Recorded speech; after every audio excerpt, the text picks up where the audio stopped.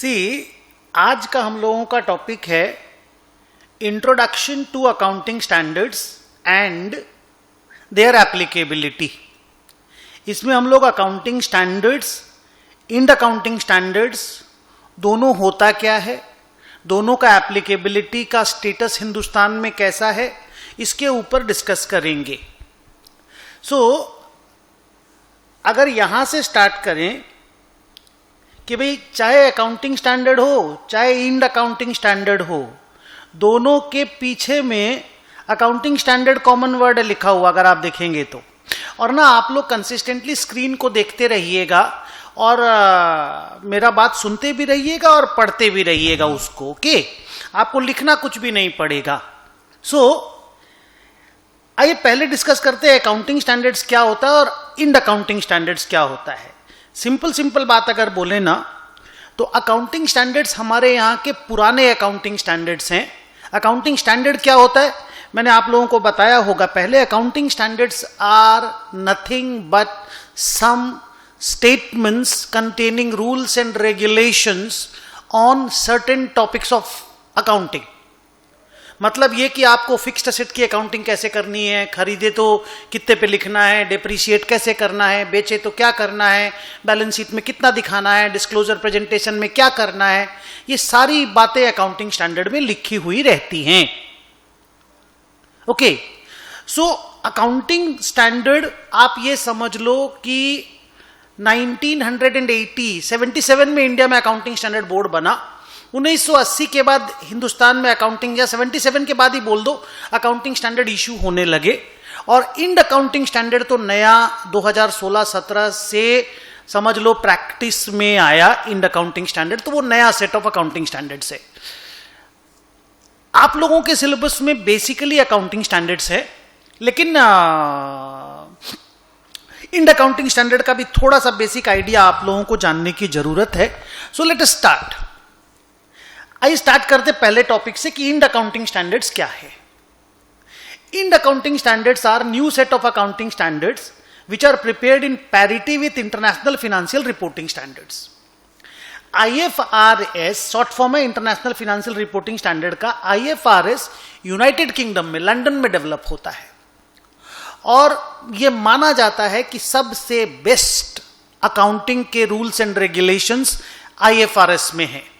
माने they are supreme, they are the best, ऐसा माना जाता है। जैसे गाड़ी बोले तो ऑडी और जैगुआर, उस तरह की गाड़ी जैसे बेस्ट मानते हैं ना, वैसे इंड अकाउंट ये क्या नाम है IFRS को सबसे बेस्ट माना जाता है। तो हम लोगों ने IFRS के कंपैटिबल इंड अकाउंटिंग स्टैंडर्ड्स बनाए और वो new set of accounting standards हैं। अभी बहुत सारे या सारे तरह की एंटिटीज पे वो एप्लीकेबल होना चालू नहीं हुए हैं। ओके, किनके किनके ऊपर एप्लीकेबल है मैं थोड़ी देर के बाद आपको बताता हूं। So let me again go to the IFRS वाला टॉपिक। IFRS लंदन में यूके में प्रिपेयर होता है और predominantly EU European Union countries, Canada और ऑस्ट्रेलिया में फॉलो होता है। और भी कई कंट्रीज फॉलो करती है, मैंने 2-3 नाम लिखे। हिंदुस्तान में यह नया चालू हुआ है और सिर्फ लिस्टेड कंपनीज एंड वो companies, mind my word companies, वो कंपनीज जिनका नेटवर्थ 250 करोड़ से इक्वल टू और मोर है। 250 करोड़ है ये, माइंड माय वर्ड, लैक्स नहीं है। जिनका नेटवर्थ, जिसको हम लोग इक्विटी भी बोलते हैं, शेयर होल्डर्स फंड भी बोलते हैं, 250 करोड़ या उससे ज्यादा है, उनके ऊपर इंड एस एप्लीकेबल है। तो अगर प्लेन टेक्स्ट में बोलें कि इंड एस किन के ऊपर एप्लीकेबल है, द आंसर इज इंडिया में। इंड अकाउंटिंग स्टैंडर्ड इंडिया में बनाया गया इंड एस है, जो कि IFRS की पैरिटी पे बनाया गया। किन के ऊपर एप्लीकेबल है? लिस्टेड कंपनियों के ऊपर and unlisted companies with net worth more than equal to 250 crore. So very few entity जिसके अंदर आएंगी, हार्डली 7-8 हजार एंटिटीज टोटल मिलाकर के इसके अंदर आएंगी। अब आइए अकाउंटिंग स्टैंडर्ड्स क्या है। तो accounting standards are old set of accounting standards, पुराने, जैसे इंड एस तो नए बनाए गए। Accounting standards are old set of accounting standards which are basically followed by कौन सा एंटिटीज? वो कंपनीज जो छूट गए, जो लोग इंड एस में नहीं है, प्लस नॉन कॉर्पोरेट एंटिटीज जिनके फाइनेंशियल स्टेटमेंट्स का ऑडिट होता है। तो जो कंपनियां इंड एस फॉलो नहीं करती उनको एस फॉलो करने का 1, 2, और जो भी other entities like Sudarshan Agarwal मी इंडिविजुअल जिनके अकाउंट्स का ऑडिट होता है उसको भी एस फॉलो करना पड़ता है। सो आज के दिन आप ये मान के चलो बच्चों कि हमारे यहां पे 2 सेट ऑफ अकाउंटिंग स्टैंडर्ड्स हैं, एक का नाम है एएस और एक का नाम है इंड एएस। इंड एएस थोड़े सुपीरियर हैं, थोड़े बढ़िया हैं, थोड़े नए हैं, थोड़े बड़े हैं। अकाउंटिंग स्टैंडर्ड्स हमारे पुराने हैं, लेकिन आज भी एएस और इंड एएस दोनों एप्लीकेबल हैं, दोनों रेलेवेंट हैं, दोनों जिंदा हैं। आगे अकाउंटिंग स्टैंडर्ड्स के ऊपर अगर बात करें तो कितने अकाउंटिंग स्टैंडर्ड्स आज तक इश्यू हुए हैं? The answer is 29। But out of 29 2 accounting standard ऐसे हैं, अकाउंटिंग स्टैंडर्ड 6 जो डेप्रिसिएशन को लेके था और अकाउंटिंग स्टैंडर्ड 8 जो रिसर्च एंड डेवलपमेंट के एक्सपेंस को लेकर के था। ये दोनों अकाउंटिंग स्टैंडर्ड विड्रॉ हो गए और अब ये दोनों अकाउंटिंग स्टैंडर्ड नहीं है। तो out of 29 relevant accounting standards are only 27 in numbers. तो उनका अगर नाम 1 by 1 मैं आपको पढ़ने बोलूं तो आप स्क्रीन पे देख के पढ़ो, मैं भी पढ़ रहा हूं। AS1 disclosure of accounting policies, AS2 inventories, AS3 cash flow statement, AS4 contingencies and events occurring after the balance sheet date, AS5 net profit or loss for the period, prior period items and changes in the accounting policies, AS7 construction contract. अब देखो यहाँ पे accounting standard 6 नहीं है, यहां पे दिखेगा आपको गैप है 5 और 7 के बीच में क्योंकि 6 विड्रॉ हो गया है। ये सारे अकाउंटिंग स्टैंडर्ड्स हम लोग धीरे धीरे करके पढ़ेंगे। AS7 कंस्ट्रक्शन कॉन्ट्रैक्ट, AS8 देखिए नहीं है, AS9 revenue recognition, AS10 property plant and equipment, AS11 effects of changes in the foreign exchange rates, AS12 accounting for government grant, 13 accounting for investment, 14 amalgamation accounting, 15 employee benefits, 16 borrowing costs, 17 segment reporting, 18 related party disclosure, 19 leases, 20 EPS earning per share, 21 consolidated financial statements, 22 taxes on income, 23 investment in associates, 24 discontinuing operations, 25 interim financial reporting, 26 intangible assets, 27 financial reporting of interest in joint ventures, 28 impairment of assets, 29 provisions, contingent liabilities and contingent assets। ये सारे accounting standards हम लोग 1 by 1 करके धीरे करके पढ़ेंगे। So these are the names of the accounting standards। अभी at this point of time आपको सबके नाम याद करने नहीं है, जब आप पढ़ोगे तो आपको अपने आप ही धीरे करके याद हो जाएगा। आइए नेक्स्ट पेज में चलते हैं।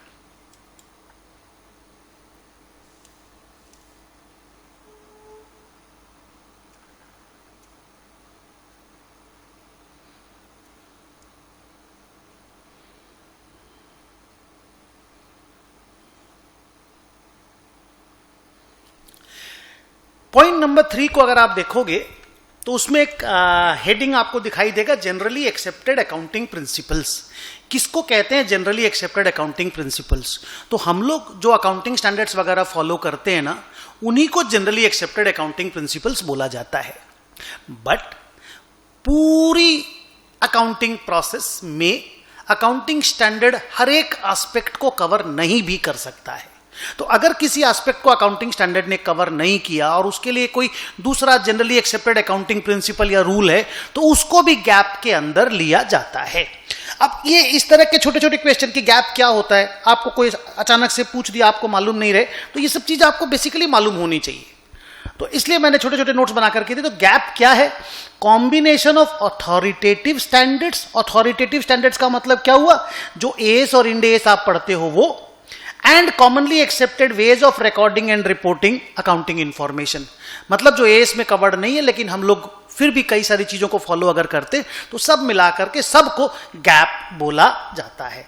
सो अथॉरिटेटिव स्टैंडर्ड्स क्या होता है? The answer is these are the accounting standards which are developed by ICAI। Authoritative नाम क्यों दिया गया? क्योंकि किसी अथॉरिटी ने इसको इश्यू किया। आगे, ministry of corporate affairs accounting standards कंपनियों के लिए इशू करती है। ICAI accounting standards non corporate entities के लिए इश्यू करती है। अब मिनिस्ट्री ऑफ कॉर्पोरेट अफेयर्स तो लॉजिक बनता है, companies act ministry of corporate affairs है और कंपनीज हैं, कॉर्पोरेट्स कंपनियों को बोला जाता है, तो एमसीए कंपनियों के लिए एएस इशू करे, लॉजिक बनता है। इंस्टीट्यूट नॉन कॉर्पोरेट एंटिटी के लिए एएस इशू करे, क्या चीज का लॉजिक है भैया? इंस्टीट्यूट का काम है एएस डेवलप करो, तो क्या चीज का लॉजिक है? तो इसका घुमा करके आंसर है, आंसर ये है कि इंस्टीट्यूट ने कभी नहीं बोला नॉन कॉर्पोरेट एंटिटीज को कि तुम लोग एएस फॉलो करो। इंस्टीट्यूट ने इनडायरेक्टली अपने मेंबर लोगों को बोला कि बॉस तुम लोग जब ऑडिट करने जाते हो ना, इस लास्ट वाले लाइन को देखना, कि तुम लोग जब ऑडिट करने जाते हो ना तो चेक करो कि whether the financial statements have been prepared as per accounting standards और नॉट। तो अगर ऑडिट की ये रिक्वायरमेंट हो जाएगी कि फाइनेंशियल स्टेटमेंट्स एएस के हिसाब से बनाना चाहिए, मैंने ऊपर में बोला भी था कि जिनका जिनका ऑडिट होता है उनको एएस फॉलो करना पड़ता है, तो अगर ये रिक्वायरमेंट हो जाएगी तो नेचुरली एंटिटी को एएस फॉलो करना पड़ेगा। तो इसलिए ऐसा बोला जाता है कि इंस्टीट्यूट नॉन कॉर्पोरेट एंटिटी के लिए एएस इशू करता है और MCA ministry of corporate affairs कंपनियों के लिए एएस इशू करता है। इस प्रोसेस में आपको 2-3 चीज और ध्यान देना है कि एक नफरा बोल करके, एनएफआरए बोल करके एक छोटी सी अथॉरिटी है, गवर्नमेंट ऑफ इंडिया में बनाई गई है। नफरा का खाली इतना सा काम है कि मिनिस्ट्री ऑफ कॉर्पोरेट अफेयर्स जब अकाउंटिंग स्टैंडर्ड इशू करता है ना कंपनियों के लिए, तो वो नफरा के एडवाइस पे करता है। बड़े लोगों की एक बॉडी है, इंटेलेक्चुअल लोग उसके अंदर हैं, तो उनके असिस्टेंस से उनका हेल्प लेकर के एमसीए कंपनियों के लिए एएस इशू करता है। बट एक चीज मैं आपको बता दूं, ये चीज ध्यान रखना कि मतलब बनाने का जो काम है ना अकाउंटिंग स्टैंडर्ड्स, वो इंस्टीट्यूट ही करता है, हमारा आईसीएआई ही करता है। और एमसीए भी जो अकाउंटिंग स्टैंडर्ड कंपनियों को बोलता है ना कि तुम लोग फॉलो करो, वो वही वाले अकाउंटिंग स्टैंडर्ड होते हैं जो इंस्टीट्यूट बनाता है। तो आप ये बोल सकते हो कि MCA borrows the accounting standards from ICAI and those accounting standards are फिर issued by the MCA.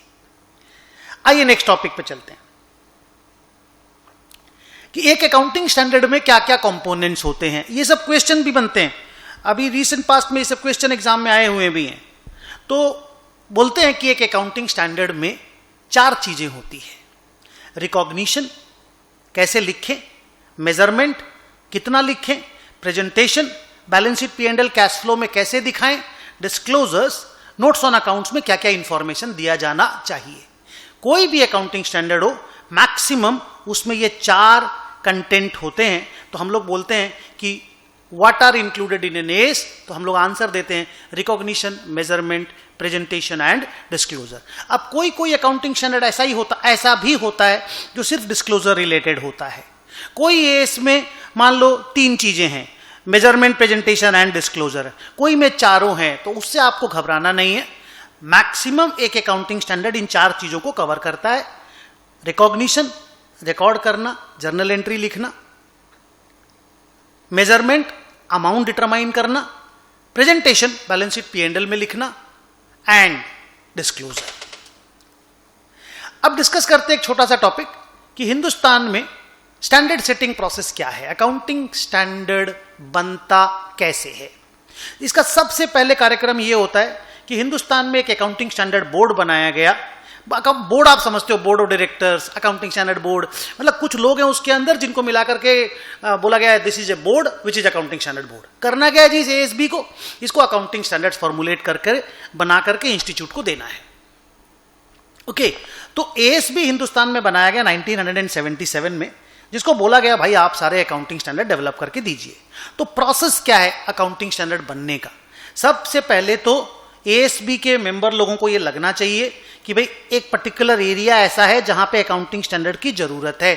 For example मान लो property, plant and equipment, fixed asset, tangible asset पे एक एएस की जरूरत है, एएसबी को पहले ऐसा लगना चाहिए। 2, उसके बाद एएसबी क्या करेगा, छोटा छोटा 4, 5, 10, 12 स्टडी ग्रुप बना देगा 4, 5 लोगों का कि भाई आप फलाना फलाना एस्पेक्ट पे स्टडी करो और कुछ लिख करके लाओ कि भाई ऐसा ऐसा होना चाहिए। उसके बाद एक ड्राफ्ट एएस बनेगा, आप रफ बोल सकते हो इसको, वो एएस सर्कुलेट भी किया जाएगा। उसके बाद जिनको जिनको सर्कुलेट किया गया उनके क्या व्यूज हैं, वो लोग क्या बोलते हैं कि भाई क्या होना चाहिए क्या नहीं होना चाहिए, उनसे व्यूज लिए जाएंगे। उसके बाद एक एक्सपोजर ड्राफ्ट फाइनल होगा, फिर एक्सपोजर ड्राफ्ट भी पब्लिक के पास जाएगा, लोगों का कमेंट लेंगे, अगर उनके कमेंट के हिसाब से कोई मॉडिफिकेशन करना होगा तो मॉडिफिकेशन करेंगे, और उसके बाद फाइनली हम लोग अकाउंटिंग स्टैंडर्ड इशू कर देंगे। तो ये 8 स्टेप हैं इन दी, या which can be considered as the steps of accounting standard setting. Okay, now थोड़ा सा इंटरनेशनल अकाउंटिंग स्टैंडर्ड्स के बारे में डिस्कस करते हैं, जो अपनी 6th नंबर टॉपिक है। इंटरनेशनल अकाउंटिंग स्टैंडर्ड बोर्ड, जो IFRS और इंड अकाउंटिंग, क्या नाम है, IAS सुनते थे आप लोग, IFRS जो सुनते थे, उसको बनाने वाला जो बॉडी है ना, उसका नाम है इंटरनेशनल अकाउंटिंग स्टैंडर्ड बोर्ड। इसका भी एक छोटा सा, एक सुंदर सा डिस्कशन है, आइए मैं आपके साथ करता हूं। इंटरनेशनल अकाउंटिंग स्टैंडर्ड बोर्ड 1973 में बना और चला 2001 तक। 2001 में इंटरनेशनल अकाउंटिंग स्टैंडर्ड बोर्ड को डिसॉल्व कर दिया गया, रिप्लेस कर दिया गया, और इंटरनेशनल अकाउंटिंग स्टैंडर्ड कमिटी बनाई गई। इन्हीं लोगों ने समझ लो कि IFRS इशू किया। अब इसका स्टोरी क्या है कि इंटरनेशनल अकाउंटिंग स्टैंडर्ड बोर्ड 1973 से 2001 तक था। उन्होंने जितने भी IFRS इशू किए ना, उनका नाम IFRS नहीं था, उनका नाम था IAS, इंटरनेशनल अकाउंटिंग स्टैंडर्ड्स। और उन्होंने 1 से लेकर के 41 IAS इशू किए थे। अभी आप इंड एस वाला लाइन मत पढ़िएगा, ठीक है। उन्होंने 1 से लेकर 41 IAS इशू किए थे। ये 1973 से लेकर 2001 तक का स्टोरी है। 2001 के बाद जो कमिटी बनी, इंटरनेशनल अकाउंटिंग स्टैंडर्ड कमिटी, उन्होंने जो नए एस इशू किए, उनका नाम उन्होंने दिया IFRS। उस समय नाम बदल करके IAS का IFRS बोल दिया गया। जैसे अकाउंटिंग की जगह the word became financial reporting. अब आपको एक इंटरेस्टिंग बात बताता हूं। इंटरमीडिएट में अकाउंटिंग के पेपर का नाम अकाउंटिंग है, फाइनल में अकाउंटिंग के पेपर का नाम फिनेंशियल रिपोर्टिंग है, CMA में भी और CA में भी।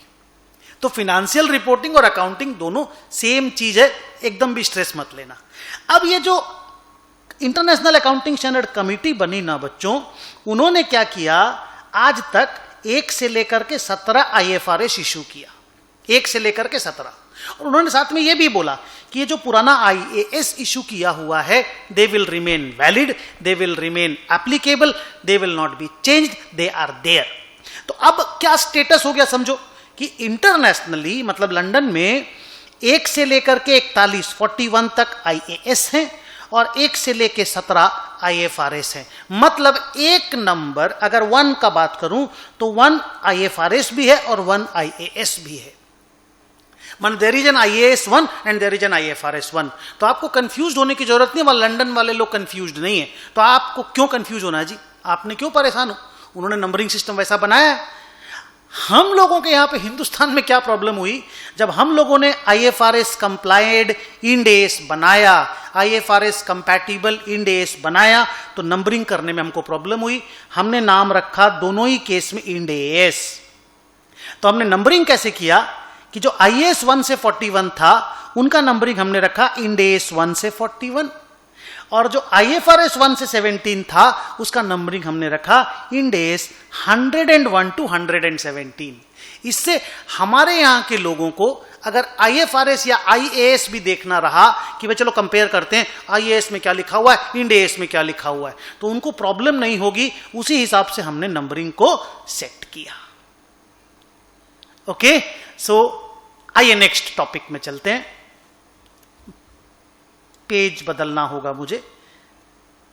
Good,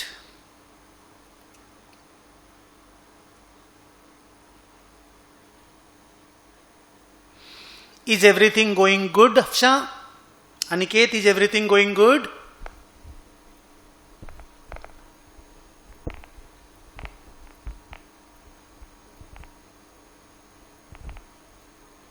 very nice. सो आइए टॉपिक नंबर 7, पॉइंट नंबर 7, ये इंड एस के अडॉप्शन और कन्वर्जेंस के बारे में है। आपने नाम सुना होगा अडॉप्शन का। आइए मैं डिस्कस करता हूं।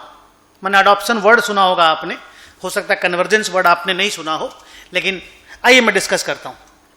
हमारे यहां पे जब IFRS कंपैटिबल इंड एस बनाने का बात हुआ, तो एक बहुत बड़ा टॉपिक आया कि जो IFRS में लिखा हुआ है उसको एज इट इज क्या हम लोग इंड एस में लिख दें? हमारे यहां पे डिसीजन लिया गया, हमारे इंस्टीट्यूट ने डिसीजन लिया, हमारा जो अकाउंटिंग स्टैंडर्ड बोर्ड है उसने डिसीजन लिया कि नहीं, हम लोग ऐसा नहीं करेंगे। हम लोग अकाउंटिंग स्टैंडर्ड मतलब IFRS को अडॉप्ट नहीं करेंगे, कन्वर्ज करेंगे। अडॉप्शन का मतलब हुआ कि कोई कंट्री ने अडॉप्ट किया, जैसे मैंने सुना कि पाकिस्तान ने अडॉप्ट किया तो IFRS को, तो उन्होंने क्या किया, अडॉप्शन का मतलब हुआ जैसा IFRS में लिखा हुआ है उनके एस में वही लिखा हुआ है, कुछ भी चेंज नहीं किया हुआ है। मतलब सीधे सीधे as it is entire IFRS को बिना किसी चेंज अगर कोई कंट्री मान लेता है कि मेरी कंट्री की कंपनियां यही करेंगी, दैट इज कॉल्ड अडॉप्शन। और कन्वर्जेंस का मतलब हुआ हम लोग अपना इंड एस बनाएंगे, जैसे हिंदुस्तान ने बनाया, अपना एस बनाएंगे जो IFRS के कंपैटिबल होगा। IFRS के सोल और हार्ट को हम लोग डिस्टर्ब नहीं करेंगे, डिस्टॉर्ट नहीं करेंगे, डिस्ट्रॉय नहीं करेंगे, रखेंगे। और अगर मेरी इकोनॉमी के हिसाब से, मेरे इकोनॉमिक एनवायरनमेंट के हिसाब से, मेरे यहां पे जो सिस्टम चलता है उसके हिसाब से अगर मुझे थोड़ा मोड़ा चेंजेस करना होगा तो हम करेंगे। So we in India did convergence not adoption. हम लोगों ने जब इंड एस बनाया तो हम लोगों ने क्या किया कि कुछ तो टर्मिनोलॉजी रिलेटेड चेंजेस अडॉप्ट किए, कुछ हमने कार्व आउट लिखा और कुछ हमने कार्विन लिखा, बाकी सब चीज हमने IFRS का सेम रखा। टर्मिनोलॉजी रिलेटेड चेंजेस मतलब मान लो वो लोग बोलते हैं, हम लोग बोलते हैं प्रॉफिट एंड लॉस और वो लोग बोलते हैं statement of income, comprehensive income and other comprehensive income. तो हम लोग वो टर्मिनोलॉजी थोड़ा बहुत नाम उनका चेंजेस किए, क्योंकि हमारे यहाँ P&L बचपन से बोलते हैं तो हमने वो चीज चेंज किया। कार्व आउट क्या हुआ कि अगर कोई रूल IFRS में लिखा हुआ है और हमको लगा कि नहीं, हम वो रूल फॉलो नहीं कर सकते, हमको अपना रूल नया, डिफरेंट, मॉडिफाइड, बदला हुआ रूल चाहिए, तो हमने कुछ कार्व आउट इंट्रोड्यूस किए। और कार्विन क्या हुआ कि अगर IFRS में कोई चीज है ही नहीं पर हमको लगा हमारे हिंदुस्तान में उस चीज का रूल होना चाहिए अकाउंटिंग में, तो हमने वो चीज इंट्रोड्यूस किया, उसको हम लोगों ने बोला curve in. So what is carve out? Different rule in Ind AS as compared to IFRS for a particular treatment. और Carvin means a new rule for a topic which is not at all covered by IFRS. और बाकी अगर बोले ना तो हम लोगों ने IFRS के हार्ट एंड सोल को डिस्टर्ब या डिस्ट्रॉय नहीं किया। So what we did, we converged. Convergence में हमने क्या किया, प्रिंसिपल IFRS को रहने दिया, थोड़े मोड़े टर्मिनोलॉजी रिलेटेड चेंजेस किए, थोड़े मोड़े कार्व आउट डाले, थोड़े मोड़े कार्विन डाले, हमारी इकोनॉमी के हिसाब से हमको जो लगता था करना चाहिए हमने किया। आइए नेक्स्ट पॉइंट में चलते हैं कि हिंदुस्तान में इंड अकाउंटिंग स्टैंडर्ड का एप्लीकेबिलिटी कब से चालू हुआ और कैसे कैसे वो आगे बढ़ा। That is the discussion of my point number 8। तो हिंदुस्तान में 14, मैंने 16-17 बोला था, ध्यान से सुनिएगा। हिंदुस्तान में 1415 से इंड एस को वॉल्यूंटरीली कंपनियों को बोला गया आप लोग फॉलो करो, वॉल्यूंटरीली, कंपल्सरीली नहीं। लेकिन आप जानते हो कोई चीज को अगर वॉल्यूंटरीली करने बोला जाएगा तो कोई नहीं करेगा, और हिंदुस्तान में किसी ने नहीं किया। 16-17 यानी 1416 is 16-17 financial year. Mandatorily Hindustan में बोला गया 1416 से कि जितना भी कंपनी जिनका net worth more than equal to 500 crore है, आप कंफ्यूज मत होइएगा, मैंने 250 करोड़ बोला है तो 250 करोड़ आएगा थोड़ी देर के बाद, आप स्ट्रेस मत लेना। जो बड़ी कंपनियां 250 नहीं 500 करोड़ से ऊपर वाली, उनको बोला गया कि आप लोग 1416 से इंड एस को फॉलो करो। और 1417 से बोला गया जो लोग 250 करोड़ से ऊपर वाली कंपनियां हैं या 250 से 500 करोड़ के बीच वाली जो कंपनियां हैं वो लोग 1417 से फॉलो करो। तो कहने का मतलब है अगर 500 करोड़ से ऊपर वाली कंपनी को बड़ी कंपनी बोल दें और 250 से 500 को थोड़ी छोटी कंपनी बोल दें, ऐसे छोटी नहीं है वो भी, बट अगर बोल दें तो बड़ी कंपनी को बोला गया 1416 से और थोड़ी छोटी कंपनियों को बोला गया आप 1 साल बाद से इंड एस फॉलो करना स्टार्ट करो। तो ये हिंदुस्तान में रोड मैप दिया गया था कि इंड एस ऐसे करके फॉलो करना है। अब आप बोलेंगे सर इसमें लिस्टेड कहां लिखा हुआ है, तो जब कंपनी लिख दिया गया है, जब कंपनी लिख दिया गया है तो वो लिस्टेड हो या अनलिस्टेड हो, दोनों के लिए ये रूल सेम है।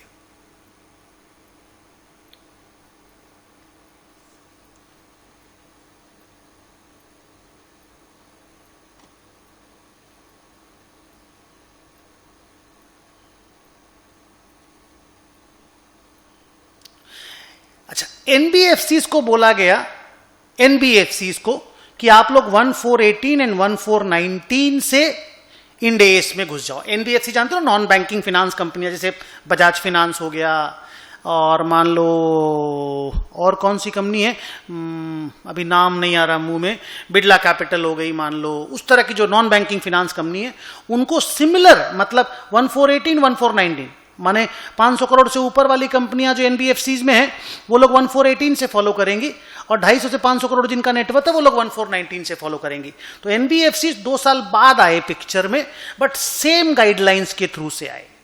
और बैंक्स एंड इंश्योरेंस कंपनी के ऊपर आज तक इंड एएस एप्लीकेबल नहीं हो पाया है। सरप्राइजिंग है बट सच है, कई बार कोशिश हुआ, लेकिन आरबीआई और आईआरडीएआई, नाम आपने जरूर सुना होगा, आरबीआई और आईआरडीएआई, ये लोग अभी अग्री नहीं कर रहे हैं कि बैंक्स और इंश्योरेंस कंपनी इंड एएस के अंदर आ जाएं, बट सूनर और later they will come under Ind AS, I have no doubt about that.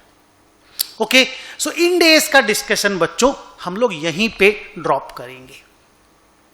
अब आइए एएस पे वापस आते हैं, and I am going to my point number 9। Point number 9 है कि भाई इंड एएस में इतना ही पढ़ना है आप लोगों को।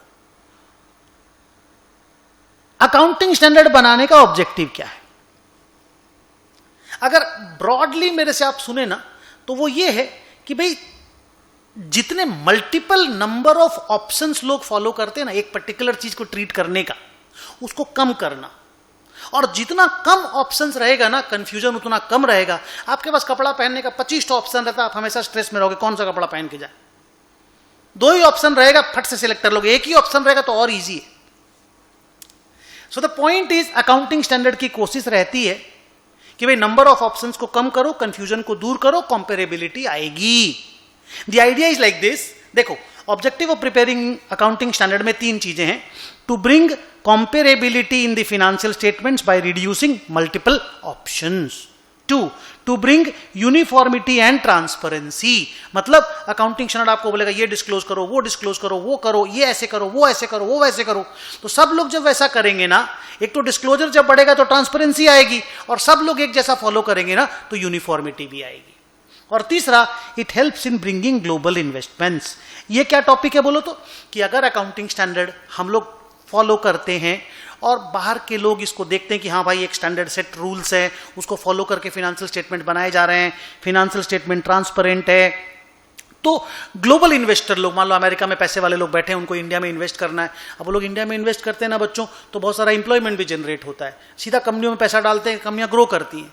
तो ग्लोबल इन्वेस्टमेंट भी आता है जब आप अकाउंटिंग स्टैंडर्ड फॉलोड, या those financial statements which are prepared as per accounting standard और इंड एएस बनते हैं, तो ग्लोबल इन्वेस्टमेंट भी आता है हिंदुस्तान में। तो आप ऐसे बोल सकते हो कि अकाउंटिंग स्टैंडर्ड को प्रिपेयर करने का, या एएसबी ने जो एएस बनाए उसका 3 ऑब्जेक्टिव था, to bring comparability, to bring uniformity and help in bringing global investments.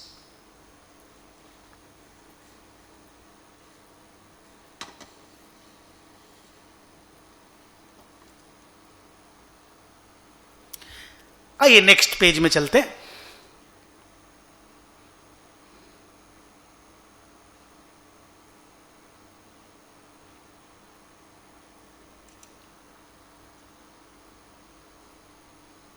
Point number 10, आपको याद होगा टॉपिक का नाम था या चैप्टर का नाम था एप्लीकेबिलिटी या introduction to accounting standard and their applicability. तो अकाउंटिंग स्टैंडर्ड्स किसके ऊपर एप्लीकेबल है?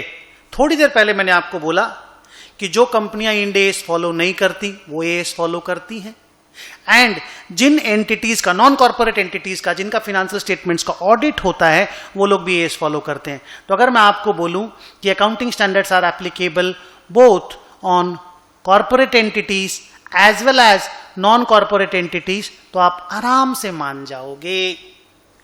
अब कॉर्पोरेट एंटिटीज में भी कहानी ये है कि अब मान लो 27 अकाउंटिंग स्टैंडर्ड्स हैं, तो कौन सा एस किसके ऊपर एप्लीकेबल है, किसको एग्जाम्पशन दिया जाना चाहिए, क्या एक्चुअल में हिंदुस्तान में रूल है, एमसीए ने क्या रूल बनाया है कॉर्पोरेट एंटिटीज के ऊपर, और नॉन कॉर्पोरेट एंटिटी के लिए इंस्टीट्यूट ने क्या बोला है, तो वो एग्जैक्ट स्टडी हम लोग अभी करने जा रहे हैं। तो थोड़ा सा बोरिंग लेक्चर हो सकता है, बट वो एग्जैक्ट चीज हम लोग अभी पढ़ने जा रहे हैं। तो आइए स्टार्ट करते कॉर्पोरेट एंटिटीज से। तो कॉर्पोरेट एंटिटीज को दो भाग में या दो क्लास में डिवाइड किया गया, एसएमसी, नॉन एसएमसी। एसएमसी मतलब small and medium size companies, non SMC माने बिग कंपनीज। ऑब्वियसली जो नॉन एसएमसी या बिग कंपनी है उनको बहुत ज्यादा एग्जेम्पशन मिलने वाला नहीं है, उनको सारे एएस एप्लीकेबल होंगे, उनको सारे एएस जो 27 एएस हैं, मैं 29 नहीं बोल रहा हूं 27 बोल रहा हूं, लॉजिक क्लियर होगा, उनको 27 के 27 एएस फॉलो करने पड़ेंगे। एसएमसी को थोड़ा मोड़ा कहीं कहीं एग्जेम्पशन मिलेगा। जो एक तो आइडिया ना भाई छोटे लोगों को एसएमसी है, पैसा कम है, रिसोर्स कम है, छोटी कंपनियां हैं, थोड़ा मोड़ा एग्जेम्पशन तो मिलना ही चाहिए। जब बच्चों की स्कूल होती है क्लास 1, 2, 3 जल्दी छूट जाती है, 9, 10, 11, 12 के बच्चे देर से घर जाते हैं, तो उसी तरह का कहानी है और क्या। सो आइए डिस्कस करते हैं। पहले कंपनी का नॉन कॉर्पोरेट एंटिटीज आप देख लो खाली यहाँ पे, उनको 4 पार्ट में डिवाइड किया गया, लेवल 1, लेवल 2, लेवल 3, लेवल 4। इस पे हम लोग बाद में आएंगे, एक बार आप कॉर्पोरेट एंटिटी को कंप्लीट करिए।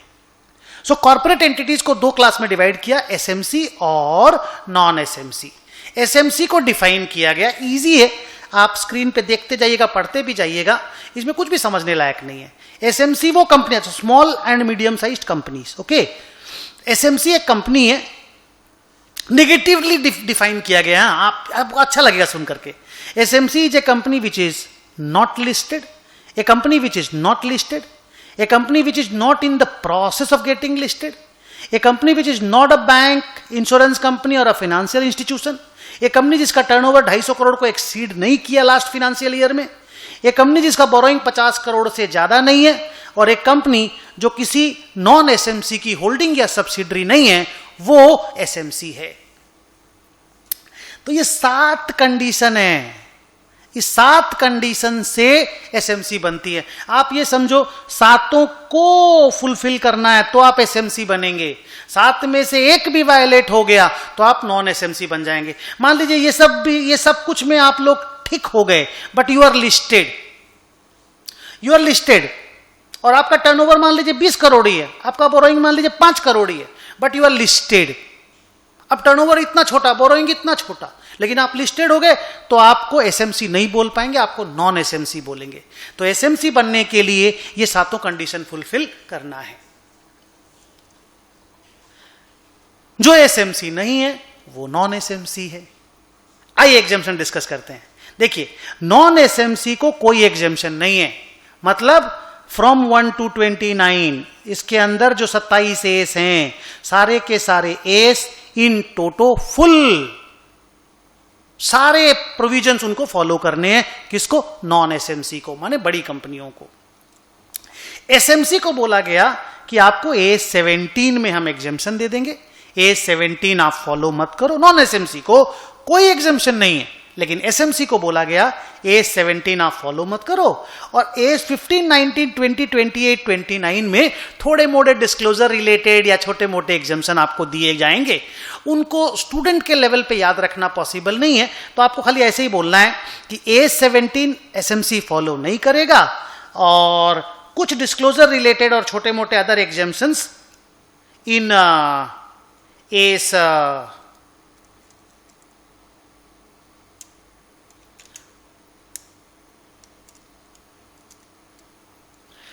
15, 19, 20, 28 और 29 आपको मिलेगा। ओके, अच्छा, आप लोगों ने कंपनी लॉ में क्लासेस में आपने सुना होगा कि एक ओपीसी, डोरमेंट कंपनी और स्मॉल कंपनी का भी कहानी है। स्मॉल कंपनी किसको बोलते हैं? शेयर कैपिटल 4 करोड़ के अंदर अंदर और टर्नओवर 40 करोड़ के अंदर अंदर, ऐसे उसको स्मॉल कंपनी एक तो डिफाइन किया लॉ में। और कंपनी लॉ में ये बोला गया कि ओपीसी, डोरमेंट कंपनी और स्मॉल कंपनी को AS3 एग्जेम्प्ट है। ये प्लीज हमारे मतलब जिसको बोलते हैं कि इस एप्लीकेबिलिटी वाली कहानी में नहीं है। एसएमसी का स्टोरी नहीं है ये, स्मॉल कंपनी, ओपीसी और डोरमेंट कंपनी का अलग से स्टोरी है। उनको बोला गया कि आप AS3 फॉलो मत करो। ओके, अब अगर इस तरह की कंपनी रहती हैं, ये जो ओपीसी, डोरमेंट और स्मॉल कंपनी, ये मेजॉरिटी में एसएमसी भी रहती है, तो इनको AS3 में भी छूट मिल गया और AS17 भी बनाना नहीं है, आप ऐसा समझ लो। बट हमारे सिलेबस में क्योंकि ये वाली बात इतनी इंपॉर्टेंस नहीं रखती, तो हम लोग इसको इतना डिटेल में डिस्कस नहीं करते। बट फिर भी मैंने एक लाइन लिख करके दिया है, आप देखो कि अगर आपका टर्नओवर बेस पे बात कर रहा हूं, अगर आपका टर्नओवर 0 से 40 करोड़ है, आपको कैश फ्लो स्टेटमेंट नहीं बनाना। अगर आपका टर्नओवर 40 करोड़ से 250 करोड़ है, यानी आप एसएमसी हैं, तो आपको कैश फ्लो बनाना है, क्योंकि आप एसएमसी हैं। ये वाला स्मॉल कंपनी नहीं है, SMC as defined, I mean as per this particular paragraph. Okay, और अगर आपका टर्नओवर 250 करोड़ से ऊपर है, तब तो ऐसे भी आपको, बोलो क्या, ये एक तो गजब चक्कर हो गया भाई, देखते हैं चलेगा क्या ऐसे। हाँ, चल रहा है। आइए नेक्स्ट पॉइंट, कि एक क्वेश्चन आता है कि सर हम मान लीजिए नॉन एसएमसी थे, बड़ी कंपनी थे, और हम एसएमसी बन गए, तो क्या होगा? तो आंसर इज, एसएमसी वाला एग्जेम्पशन आपको इमीडिएटली मिलना चालू नहीं होगा। 2 साल तक आप एसएमसी रहेंगे, 3rd ईयर से आपको एसएमसी वाला एग्जेम्पशन मिलेगा। और सर उल्टा हुआ तो, मान लीजिए हम एसएमसी थे और उसके बाद नॉन एसएमसी बन गए, तो क्या होगा? तो आपके ऊपर सारे एस इमीडिएटली एप्लीकेबल हो जाएंगे। ओके, अच्छा, एक पॉइंट आपको बोलना था, वो बड़ा इंटरेस्टिंग है, and that is about AS25, जो interim financial reporting, quarterly reporting बोलते हैं। वो एक अजीब सा एस बनाया गया, आप AS25 में भी पढ़ोगे उसको, और वो आज तक किसी भी एंटिटी पे मैंडेटरी नहीं है। मतलब ना तो एसएमसी ना नॉन एसएमसी, कोई इसको फॉलो नहीं करता, क्योंकि एस एप्लीकेबल ही नहीं हो पाया। तो फिर आप पूछोगे सर, फिर हम लोग जो क्वार्टरली रिपोर्टिंग देखते हैं, जो लिस्टेड कंपनियां करती हैं, वो लोग कैसे करती हैं क्वार्टरली रिपोर्टिंग? वो लोग AS25 के हिसाब से नहीं करती, सेबी का अलग से गाइडलाइंस है, उसके हिसाब से उन लोगों को इंटरिम रिपोर्टिंग करना पड़ता है। ओके, अब आइए हम लोग नेक्स्ट पेज में चलते हैं।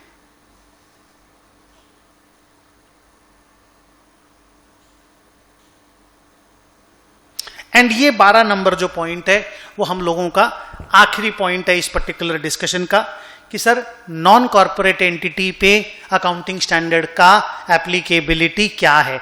अगर मैं ब्रॉडली बोलूं बेटा, कंपनी वाला जो अभी अभी बोल के गया कि नॉन एसएमसी को, बड़ी कंपनियों को सारा एएस फॉलो करना है, एसएमसी को खाली AS17 एग्जेम्प्ट है। बाकी छोटा मोटा एग्जाम्पशन आप ऐसे ही पढ़ लेना उसको, जो डिस्क्लोजर रिलेटेड कुछ कुछ था ना, वो इतना इंपॉर्टेंस नहीं रखता, खाली सुन लेना, एक बार पढ़ लेना है।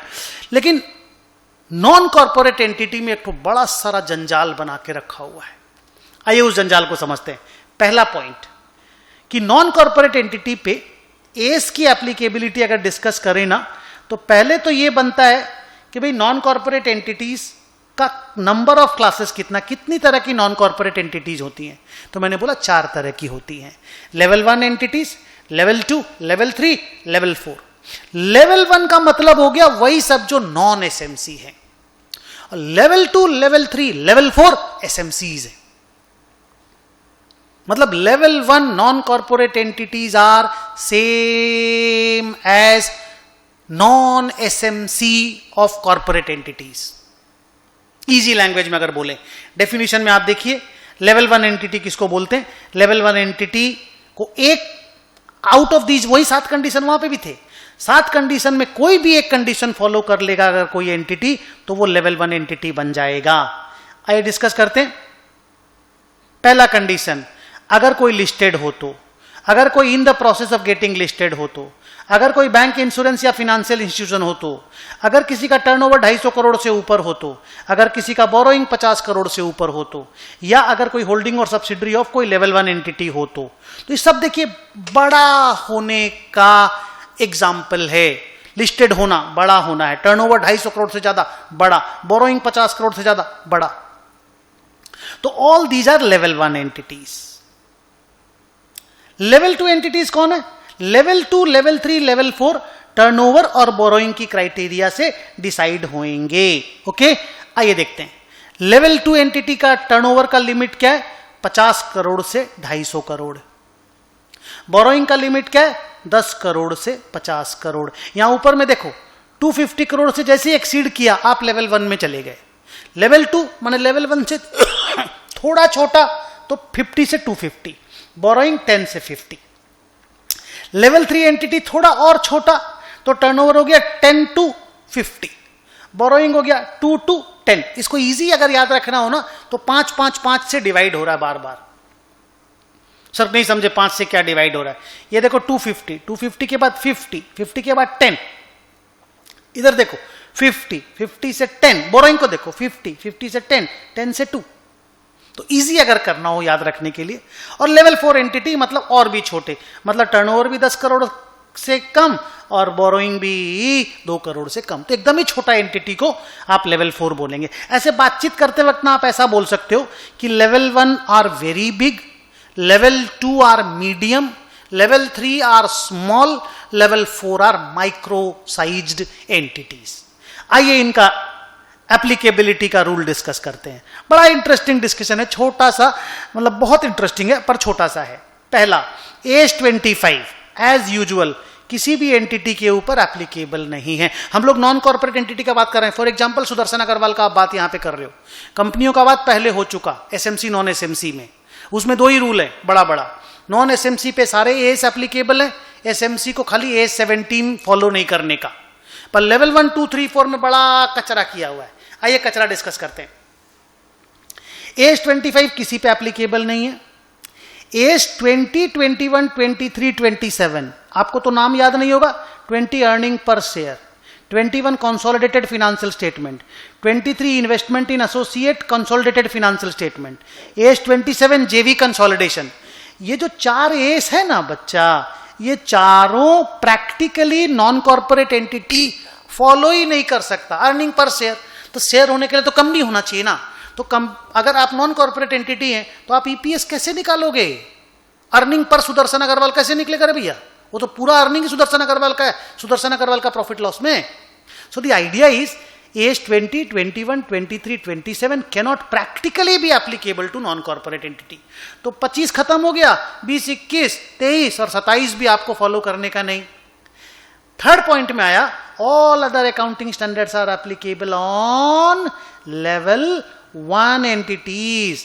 मतलब बेसिकली लेवल 1 को और कोई एग्जेम्पशन नहीं है, क्योंकि लेवल 1 बड़े लोग हैं, उनको एग्जेम्पशन नहीं चाहिए। लेकिन ये 5 एग्जेम्प्टेड है। नेक्स्ट, लेवल 2 एंटिटी को बोला गया कि आप लोगों को 3 और 17 एग्जेम्प्ट, मतलब ये 5 तो ऐसे भी एग्जेम्प्ट है सभी कोई, आपको 317 एग्जेम्प्ट। लेवल 3 को बोला गया आपको 3, 17, 18, 24 एग्जेम्प्ट मत फॉलो करो। अच्छा इंटरेस्टिंग बात बताता हूं, ये जो 3, 17, 18 एंड 24 है ना, ये सारे डिस्क्लोजर रिलेटेड है। 3 कैश फ्लो स्टेटमेंट बना के दो, 17 segment reporting, 18 related party disclosure, 24 discontinuing operation का डिस्क्लोजर, ये सारे डिस्क्लोजर रिलेटेड एस है। तो लेवल 3 को एज 3, 17, 18, 24 एग्जेम्प्ट, लेवल 4 को 3, 17, 18, 24 और उनको एज 28 भी एग्जेम्प्टेड है, बिकॉज एज 28 थोड़ा डिफिकल्ट है, उनको बोला आपको ये भी एग्जेम्प्ट है। तो ये टोटल एग्जेम्पशन है सर लेवल 2, 3, 4 को।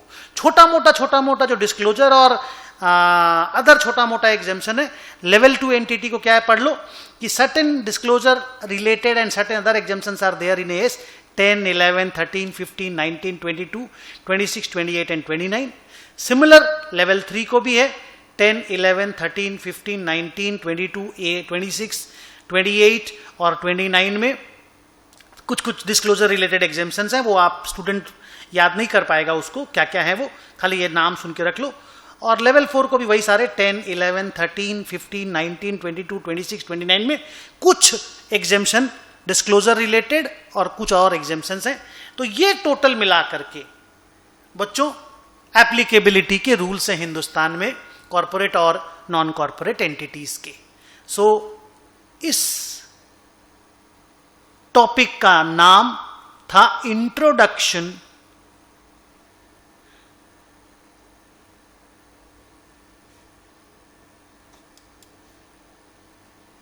Introduction to accounting standards and their applicability, हम लोगों ने ये टॉपिक आज कंप्लीट किया। Thank you very much, take care.